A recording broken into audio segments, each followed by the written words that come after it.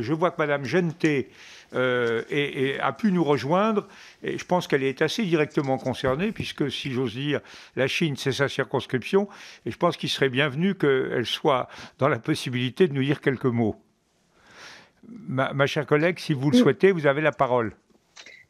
Merci beaucoup, Monsieur le Président. C'est très aimable à vous et je vous présente encore une fois toutes mes excuses de n'avoir pu être présente au moment des prises de parole des groupes.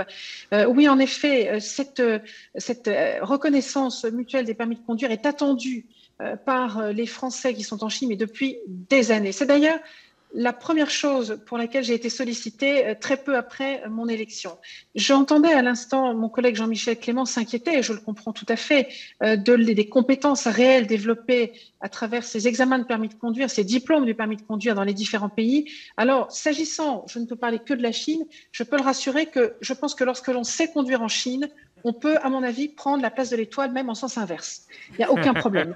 Donc, ça ne m'inquiète pas du tout.